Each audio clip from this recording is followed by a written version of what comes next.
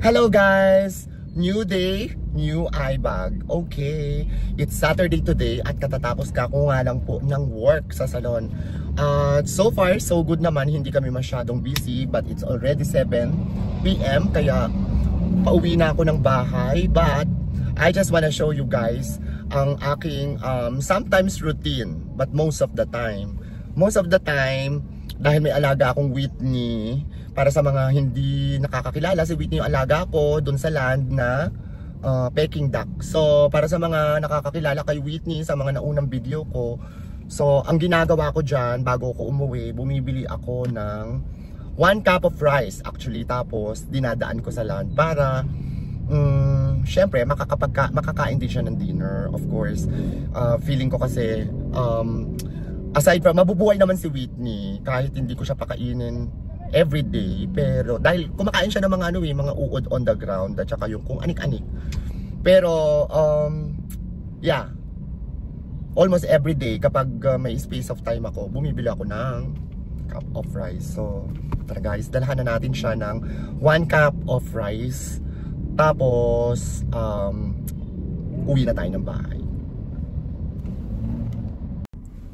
So guys, nandito na ako sa labas ng land at nakabili na din ako ng 1 cup of rice para kay Whitney. And then of course, para sa mga alaga nating pets, kapag wala kaming ulam, bumibili talaga ako ng ulam sa kanila. So this one is chicken. So yan din yung pasalubong ko dahil for sure sasalubungin na naman ako nun dahil mga gutom na sila. Dahil once a day ko lang pinapakain yung mga pets ko na si Yumiko at saka si Daisy. So guys, ito na yung rice. Ang ginagawa natin dito is bubuuin ko siya like this. Parang gagawin ko siyang bola. Tapos ipapakain na natin to kay Whitney. Marunong na si Whitney. Pag binato ko na to, hindi na ako papasok sa loob. Alam niya na kapag may nagbato ng ganito, automatic na. Let's go!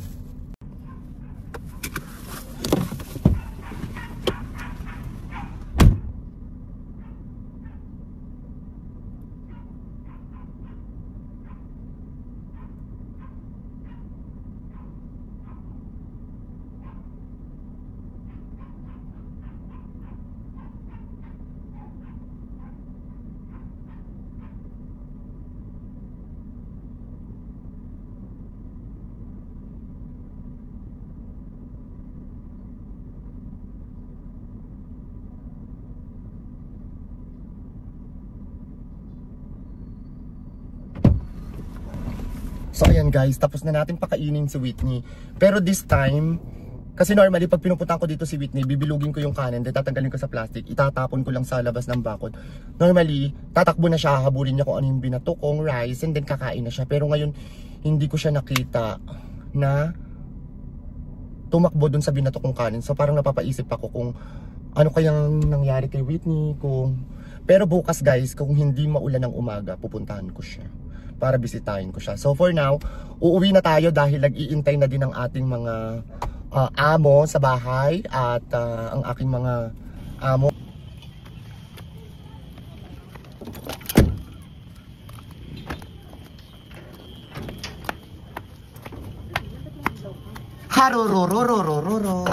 Hello, good evening. Yan, normal team. Kung paano ako sa loob ng dalawa na yan. Super excited. Wait lang. Wait. Oh, wait lang. Uy, wait nga.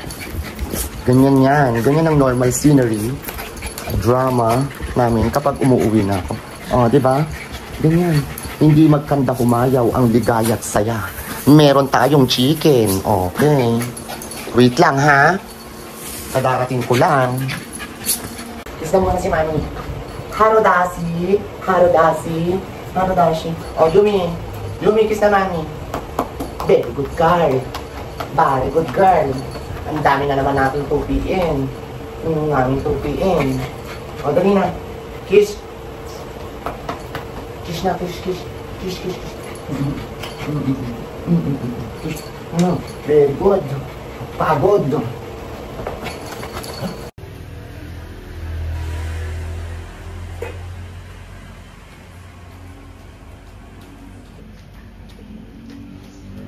How much is it? What, a Coca-Cola? One liter? Yeah. The one big? Yeah. 140. I guess. 100. Bring 140. Bring, if you have 1 to 150, just bring. I'll take 200. Okay. Coca-Cola. Gonna... Yeah, that's why I'm going to look after, because Daisy is monster in eating. She's just gonna finish her food, and then after that, she will go to Yumi, eat the dinner of Yumi. That's why. That's why she's getting fat. That's why, yeah. You haven't eaten yet. Why Coca-Cola? You fancy? Sometimes I'm not hungry. Okay. Eat your dinner.